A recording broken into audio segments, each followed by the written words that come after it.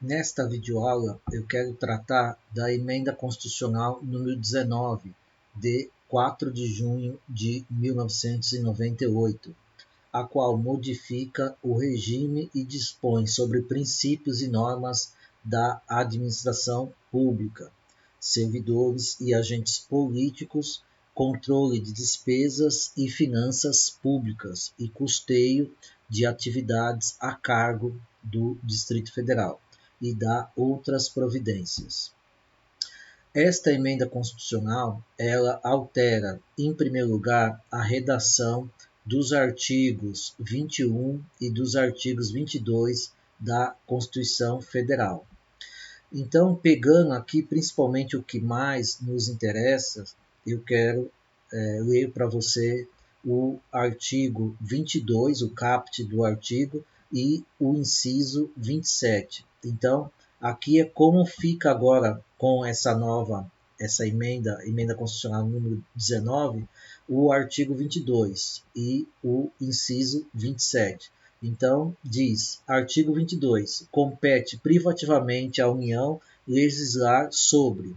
Então, inciso 27, normas gerais de licitação e contratação em todas as modalidades para as administrações públicas diretas, autárquicas e fundacionais da União, Estados, Distrito Federal e municípios, obedecido o disposto no artigo 37, inciso 21, e para as empresas públicas e sociedades de economia mista, obedecido o disposto no artigo 37, inciso 21, e para as empresas públicas e sociedades de economia mista, nos termos do artigo 37, parágrafo 1º.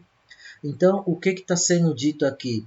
Que tudo que gira em torno tanto de licitação quanto principalmente de contratação de pessoal, em todas essas instâncias, em todas as esferas, né, da Federação Brasileira, compete à União, compete ao poder central do país legislar a respeito.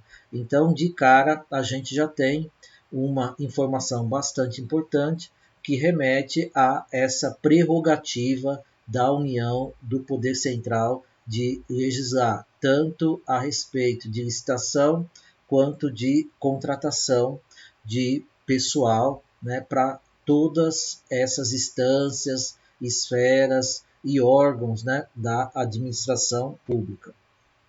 No artigo 3º, também da própria emenda constitucional, ele vai trazer uma série de mudanças, principalmente na redação do artigo 37 da Constituição, que passará a ser redigido da seguinte forma.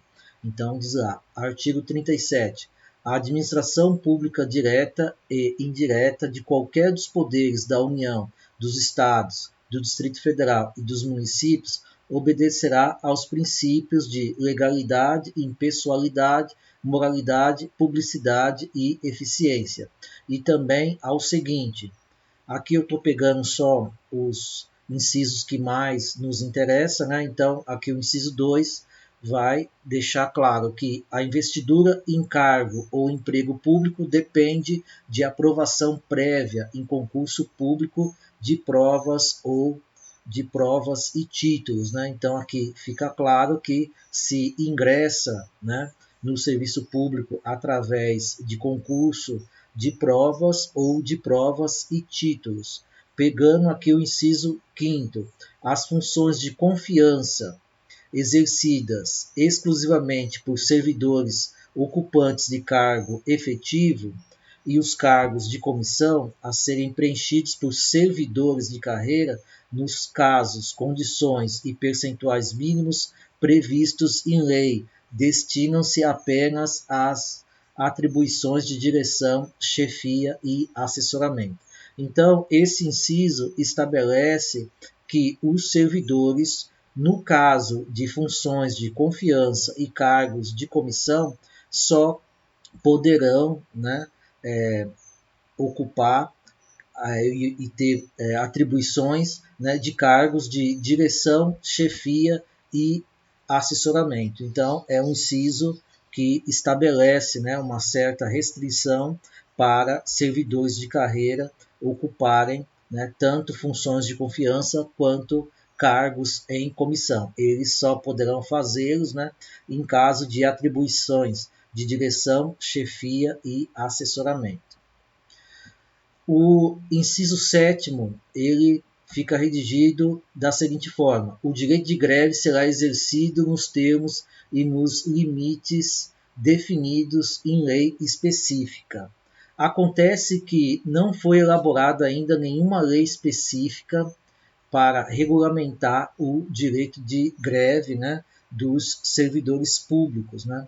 Ainda é utilizada a interpretação da lei, né, que trata do direito de greve para o setor privado. Então, temos aqui uma lacuna, digamos assim, no nosso ordenamento jurídico, em especial no que diz respeito à administração pública, né?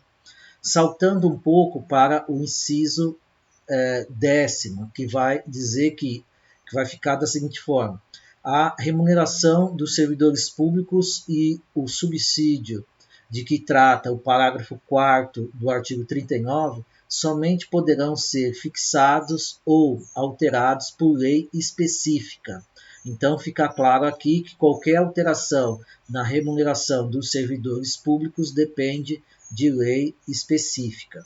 Outra questão muito importante aparece aqui no inciso 11, quando fica claro que a remuneração e o subsídio dos ocupantes de cargos, funções, empregos públicos da administração direta, autárquica e fundacional, enfim, de toda a esfera administrativa, de todo o poder público, em todos os níveis da federação, não poderão, né, aqui estamos falando da remuneração e do subsídio, não poderão exceder o subsídio mensal em espécie dos ministros do Supremo Tribunal Federal.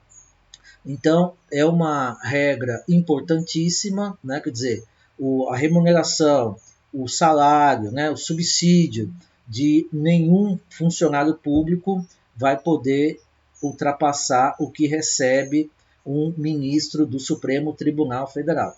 No entanto, você deve saber, já deve ter lido, né? Em várias situações, vários ocupantes de cargos do topo da hierarquia administrativa termina, né, recebendo mais do que recebe um ministro do Supremo Tribunal Federal. Isso, popularmente e na mídia, é chamado de furar o teto, né? Então, esse inciso aqui, ele estabelece um teto. Ninguém pode ganhar mais na administração pública do que ganha um ministro do Supremo Tribunal Federal. No entanto, esse teto é muitas vezes furado, né, digamos assim, tanto por servidores civis, né, do poder judiciário propriamente dito, ou até de outro poder, e também furado por militares que muitas vezes recebem mais do que é estabelecido aqui, ou seja, ninguém poderia receber mais do que recebe um ministro do Supremo Tribunal Federal. Então, é uma questão importantíssima a ser discutida. Aqui eu estou saltando alguns incisos, né, só pegando as questões que mais nos interessam no momento. Então, o inciso 15º. Os subsídios e os vencimentos dos ocupantes de cargos e empregos públicos são irredutíveis, né? Então, os vencimentos, né, de um funcionário público, eles não podem ser reduzidos, né? A remuneração não pode ser reduzida, salvo, né, no que é estabelecido, né, nesses incisos aqui e artigos, né, são as chamadas ressalvas. O inciso 16º, é vedada a acumulação remunerada de cargos públicos, exceto quando houver compatibilidade de horários, observado em qualquer caso o disposto no inciso 11, a de 2 cargos de professor, a de um cargo de professor com outro, técnico ou científico e a de 2 cargos privativos de médico, né? Então, a regra é a de que não pode haver, né, acumulação remunerada de cargos públicos, né? Mas tem aqui algumas ressalvas, né? Quando se acumula, né, 2 cargos de professores, é possível, né? Desde que haja compatibilidade de horário. Quando se ocupa um cargo de professor e outro técnico ou científico, por exemplo, é relativamente comum, né, alguém ocupar o cargo de juiz e lecionar em uma universidade, então é esse aqui o caso, e de 2 cargos privativos de médico, né? Então, por exemplo, o médico ele pode exercer a função em 2 hospitais públicos, né? Por exemplo. Enfim, mas a regra geral é de que é vedada a acumulação remunerada de cargos públicos. Continuando aqui, no parágrafo 3º, vai dizer o seguinte: a lei disciplinará as formas de participação do usuário na administração pública direta e indireta, regulando especialmente as reclamações relativas à prestação dos serviços públicos em geral, o acesso dos usuários a registros administrativos e a informações sobre atos de governo, a disciplina da representação contra os exercício negligente ou abusivo de cargo, emprego ou função da administração pública. Então, esse parágrafo, né, ele remete à necessidade da elaboração de uma nova lei, né, para reger, né, a questão aí, regulamentar e disciplinar, né, a questão da participação do usuário na administração pública, direta e indireta. Essa lei já foi elaborada, né, então ela parte desses itens aqui, né. Se trata da Lei 13.460 de 2017, que é chamada de o Código de Defesa do Usuário do Serviço Público, né. Então é uma lei relativamente recente e que busca disciplinar, repito, as formas de participação do usuário na administração pública direta e indireta, seguindo aqui esses preceitos. O parágrafo 8º, né, a chamada autonomia gerencial, orçamentária e financeira dos órgãos e entidades de administração direta e indireta poderá ser ampliada mediante contrato a ser firmado entre seus administradores e o poder público, que tenha por objeto a fixação de metas de desempenho para os órgãos ou entidade, cabendo à lei dispor sobre o prazo de duração do contrato, os controles e critérios de avaliação de desempenho, direitos, obrigações e responsabilidades dos dirigentes e a remuneração do pessoal.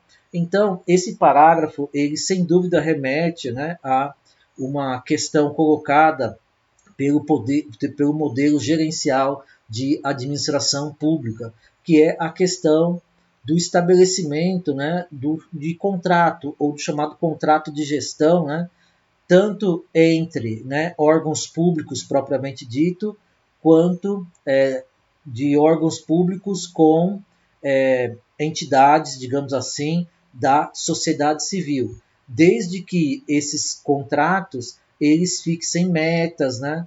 Eles fixem também os quesitos para os critérios, né, de avaliação de desempenho, a remuneração, né, de quem vai participar, né, na hora de fornecer o serviço estabelecido pelo contrato.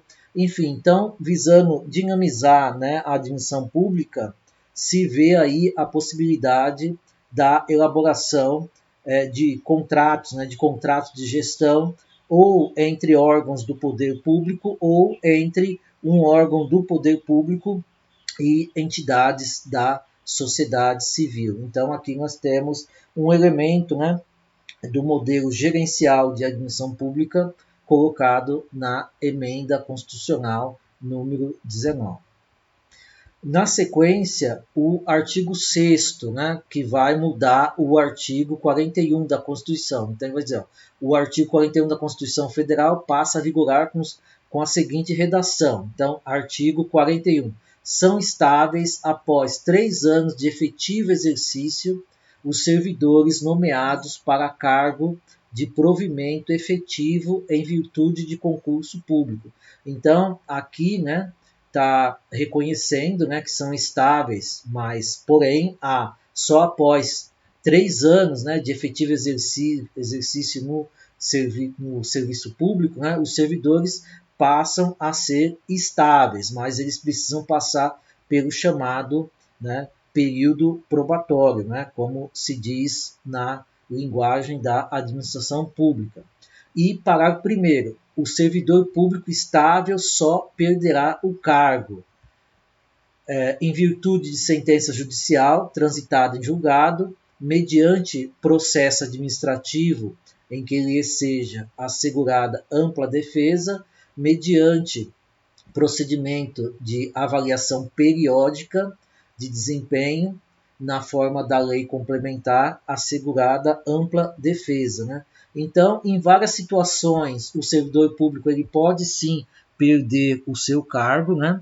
Primeiro, o que foi colocado anteriormente, né? Quer dizer, eles são estáveis, mas só a partir, né, de 3 anos de efetivo exercício, e eles podem sim perder o cargo numa série de situações. E o servidor público também, como fica claro nesse item, né, ele está sujeito a uma série de avaliações periódicas, né? Então, essa ideia da avaliação constante, né, do servidor público é trazida por essa emenda constitucional de número 19.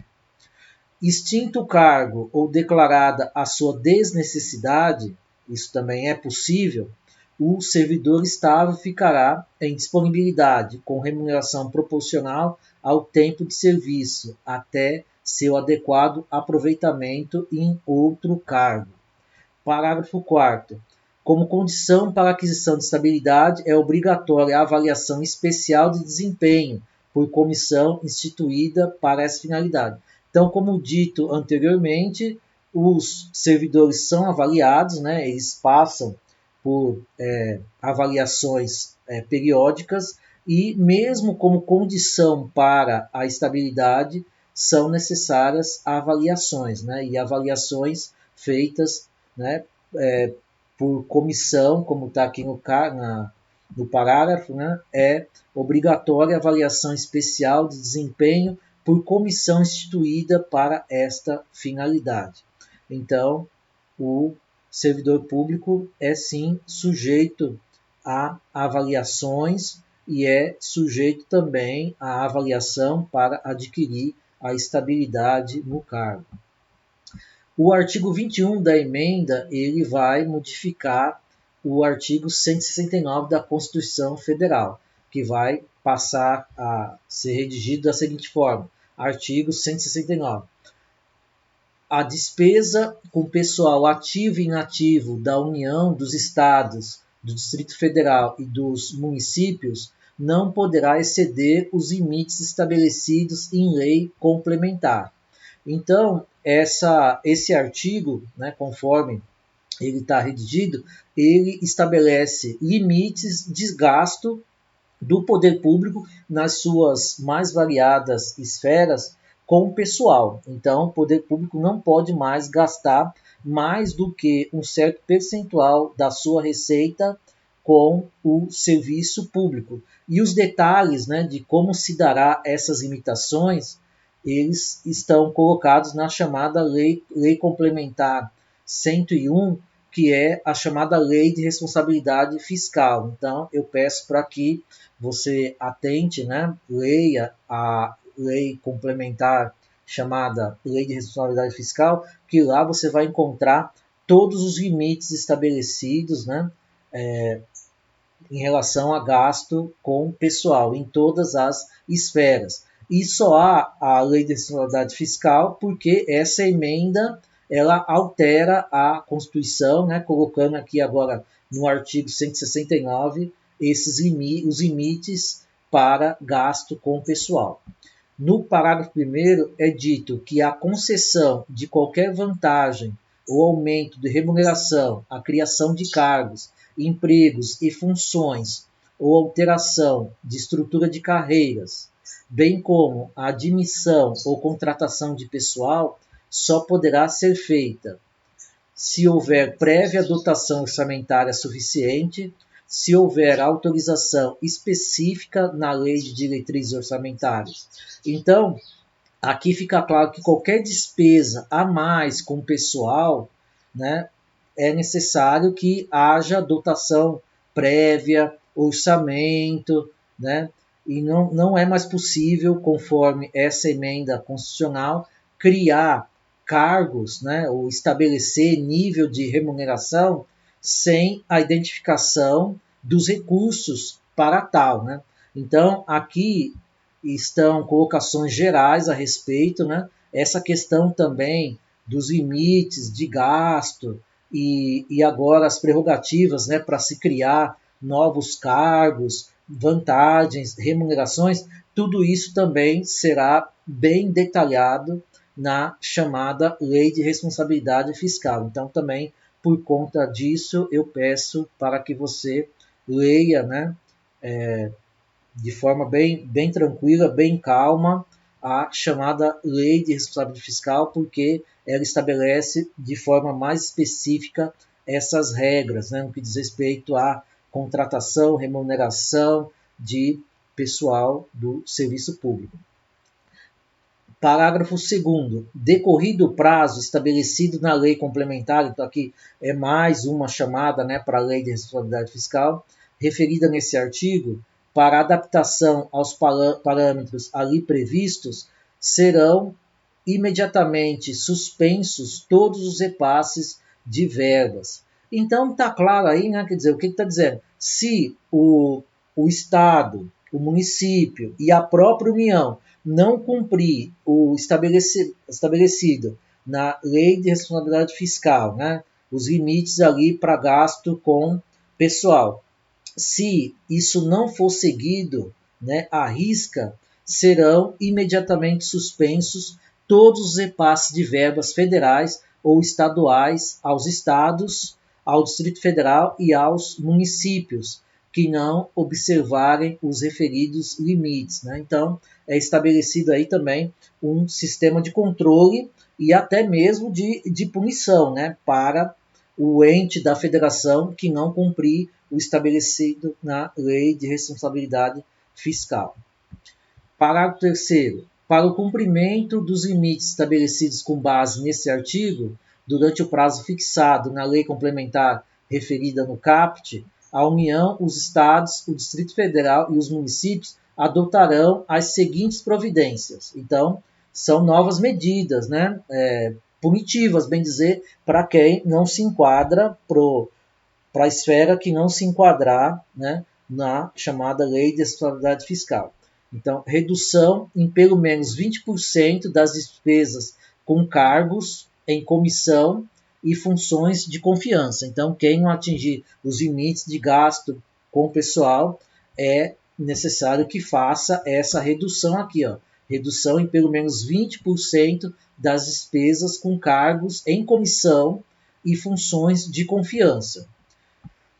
Segundo, exoneração dos servidores não estáveis. Então, são medidas que devem ser tomadas para se atingir os limites aí de gastos com o pessoal.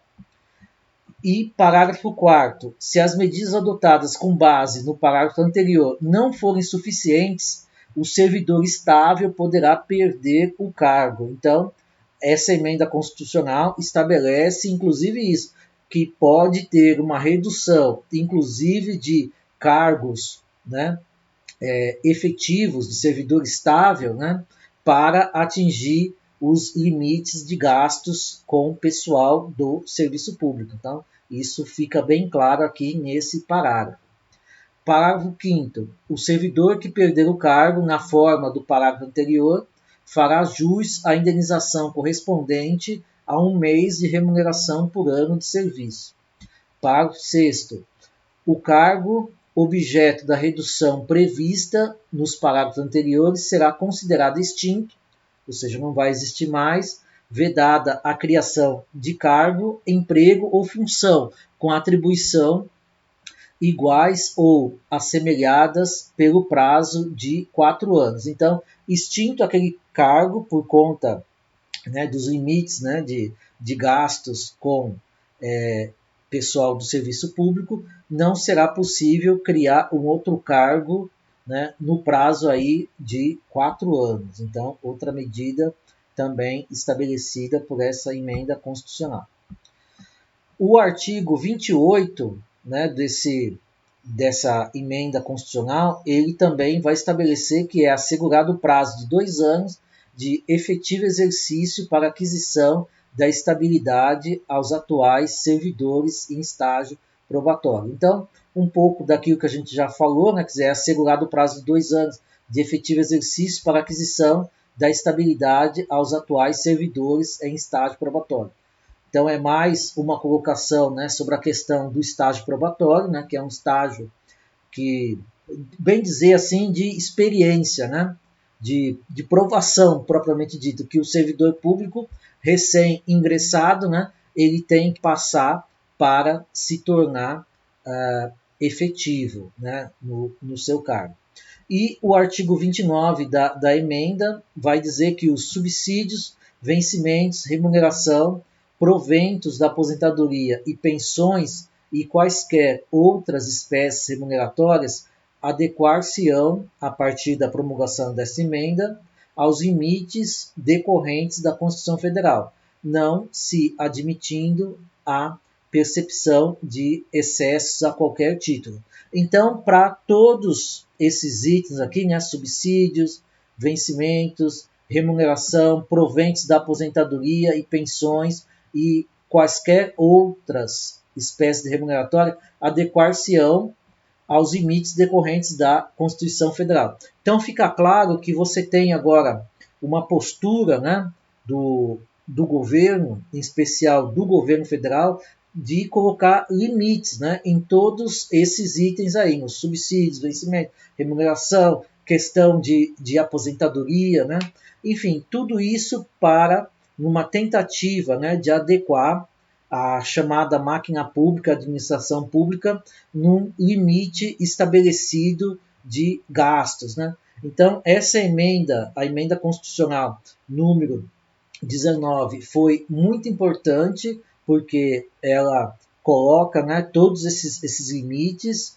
e também muito importante foi a já citada, né, Lei de Responsabilidade Fiscal, né, que é uma espécie de desenvolvimento do que estabelece esta emenda constitucional. É um desenvolvimento e um detalhamento, né, de tudo o que foi colocado aí na emenda constitucional número 19. Então, eu peço para que vocês também leiam, né, atentamente a chamada Lei de Responsabilidade Fiscais. Mas, partindo dessa emenda, a emenda constitucional número 19, tudo já está colocado aí para que seja colocado limites na contratação de funcionários, de gastos com funcionários públicos e uma série, né, de quesitos avaliativos, né, de avaliação, inclusive de possibilidades de perca, né, do cargo, que inclusive um servidor público, né, efetivo pode incorrer. Enfim, eu vou parar por aqui, espero ter a oportunidade para dialogar com vocês a respeito de todas essas medidas colocadas aí pela emenda constitucional número 19 posteriormente. Muito obrigado.